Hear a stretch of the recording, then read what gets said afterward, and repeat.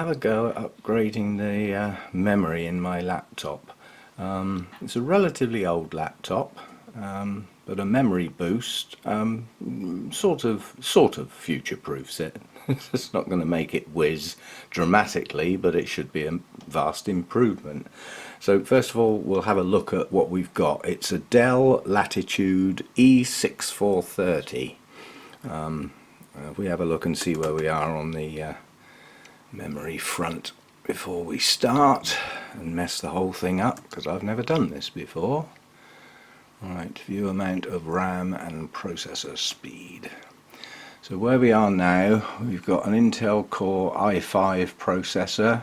It's running at 2.50 gigahertz, which in today's world is pretty slow, and it's got an installed memory of 8 gigabytes. It's running Windows 10 Home Edition, and it's a 64-bit operating system. If you're going to upgrade your memory, you need to check your Windows version and whether you're running 32-bit or 64-bit. I'm only dealing with Windows. I know nothing about other platforms. But you do need to check whether a memory upgrade's going to work, because if you're on a 30-bit, 2-bit operating system, it may not be able to use it. So check, basically. Do some work, do some research, find out, look online, do all that sort of stuff, which I've already done. So yeah, we've got 8 gigabytes of installed memory. Now the first thing to do is a full shutdown, not just shut the lid. Yeah, so we want a full clean shutdown. Yeah, and when it's done, all the lights go out and you know it's done. Yeah, so always do a clean shutdown. Right, I'm going to set the tripod up now because I'm going to need 2 hands. I'll just let that close down in full. There it goes. All the noises stop and all the lights go out. Now you can shut the lid. I'll be back. Okay, I'm reliably told I can do this with a screwdriver, Phillips crosshead, whatever you want to call it, and that's all I need. We shall see. But I have bought in 2 because I don't know what size, and I have got another little screwdriver just in case the little clips that hold the memory in place decide to be difficult and don't come out with my thumbnail. So also essential bit of kit, coffee. The mind blower. So because I'm going to turn a laptop's always got feet on it when it's the right way up, but when you turn it upside down it hasn't. So I bought a cloth in so that I can turn the laptop top upside down and not scratch my wooden surface or the top of the laptop in case there's any grit or any funnies in the way. Right, we've completely closed it down. First job, get the battery out on a laptop, always. Now some batteries come out easy, this one does. It's just 2 little clips and then the battery just comes out. On some you might have to undo some screws, but get the battery out. Yeah, first job. And the next job, it says, which I'm not sure is going to do anything, is with the battery out, hold the power button down for sort of 15-20 seconds, and apparently that helps discharge any of the units inside. I'm not sure whether this is going to do anything or not, because without the battery I've got no power, so there's no lights on. So whether this is doing anything or not, I don't know. But you know, when you get advice and it says to do something, it's worth following the instructions. So that's about right. So hopefully anything that was residual power has now been discharged. Right, the next thing to do is undo some screws, and on this particular laptop it's basically the whole base needs to come undone. So make sure you've got a screwdriver that fits, that isn't going to mess your screws up. Yeah, that fits okay. And this is a second-hand laptop. The first thing I've noticed is one of the screws is missing, so don't lose your screws, put them somewhere safe, they're tiny. So put them somewhere where you're not going to drop them on the floor and lose them on the carpet or any other such nasties. So there's one in each. I was going to say there's one in each corner on this, but there isn't actually. There's a corner without a screw. So we'll get the screws out first and then see if the casing will come off easily or whether it's going to be a struggle. Hopefully this is all going to go smoothly. As I said, I don't really know what I'm doing. I looked it up. Now in theory the casing should come off now, somehow. Pop it off in the corners. Have I got all the screws? Yeah, I think I have. So this should just pop off.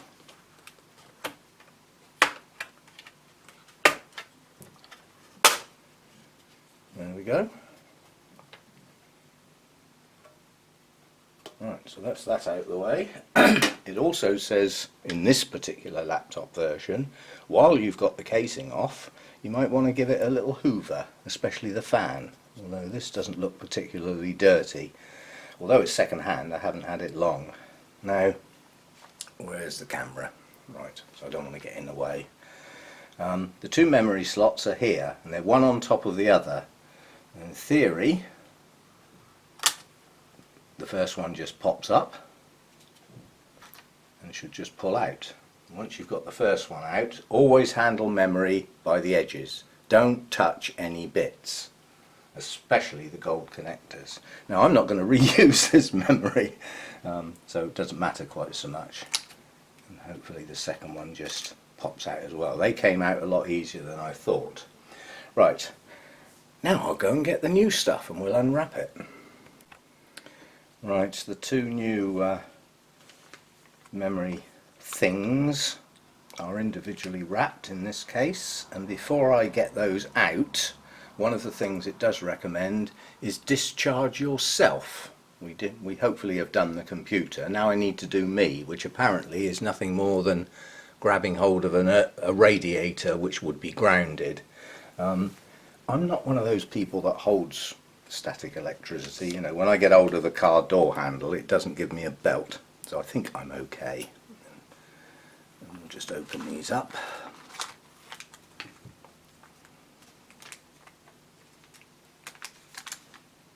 And again, handle by the edges. Now these can't go in the wrong way. Where's my camera?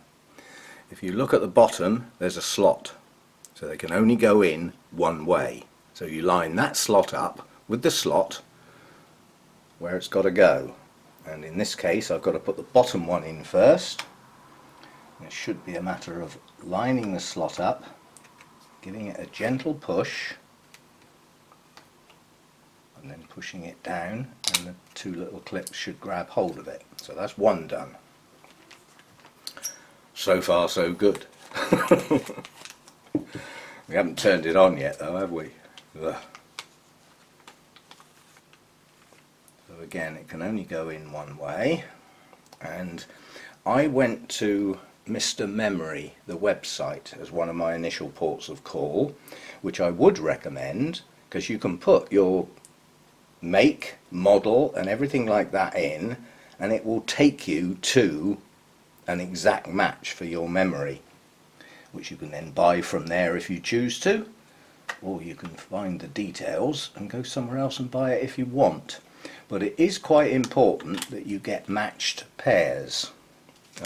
That seems to come up on most of the sites I went to. So this had two 4 meg slots used, so I've had to replace both with two 8 meg to get up to 16. Now on some laptops you might find that you had a single 8 with a spare slot. It doesn't recommend filling that spare slot with an unmatched piece of memory. Whether this is all true or not, I don't know. As I said, I've never done this sort of thing before.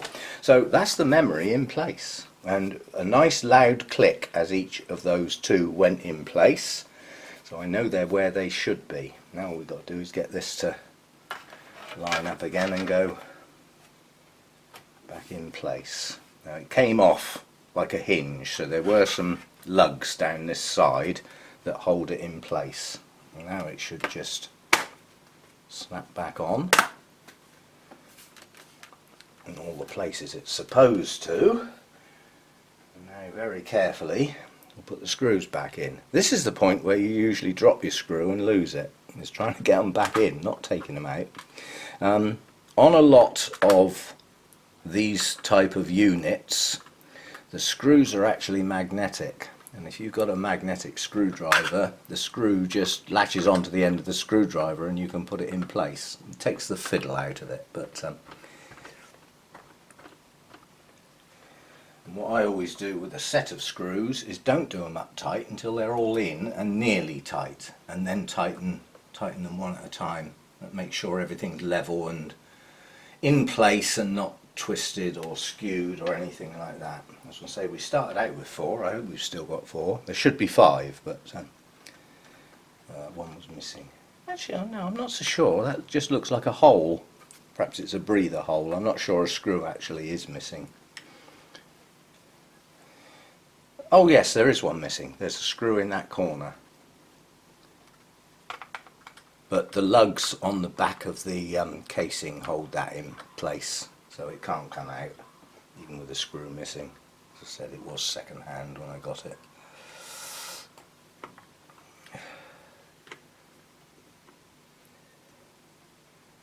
Right, and you don't need brute force to do up little screws like this. They don't need to be ridiculously tight, they just need to be firm.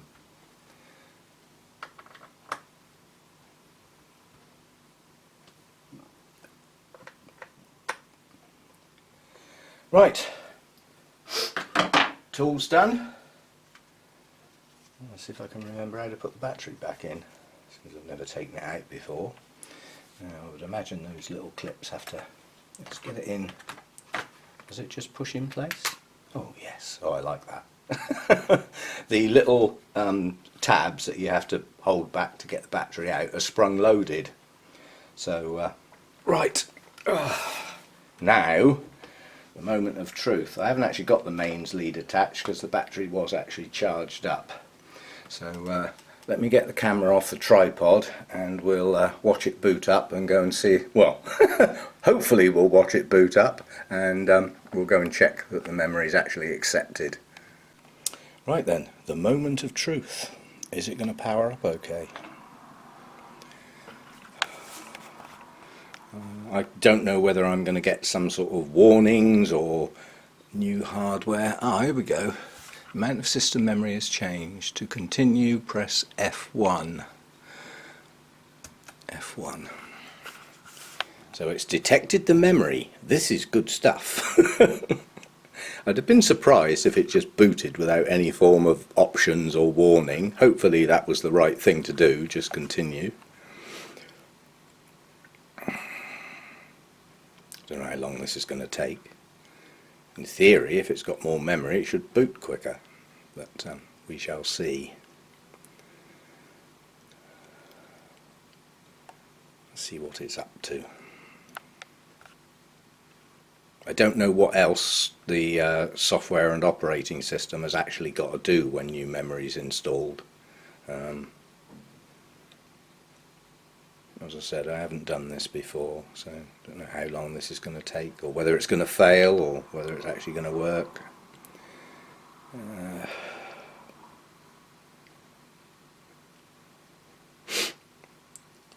it hasn't crashed yet. I suppose that's good. It does seem to be taking its time and thinking. I don't like the idea of just a blank screen, but there we go. We have life. So far, so good. The fact that it's getting this far, obviously Windows is loading okay. That's the main thing. If that doesn't load, we're not going to get very far, are we? And then hopefully, I think we could try a mouth of coffee while we're waiting for that, as it's getting cold.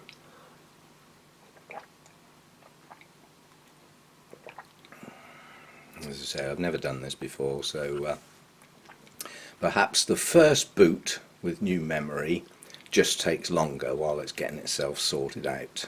Right, it's into Windows now. It's found my desktop.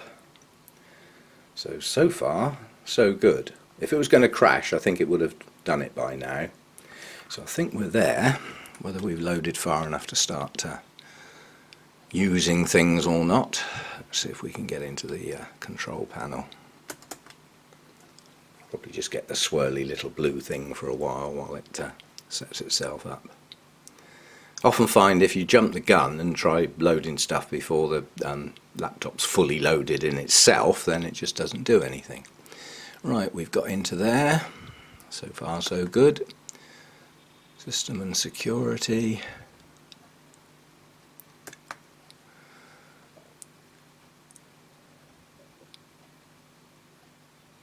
And we now have 16 gigabytes of memory. Woohoo! So it's worked, basically. Everything's registered. I wouldn't have expected anything else on that page to actually change. Obviously I can't change my processor speed just by changing the memory, as far as I know, so that's still running at 2.5 gigahertz. It would be much better if that number was quite a bit higher. There's not much I can do with that, it's an old laptop. But we now have 16 gigabytes of memory.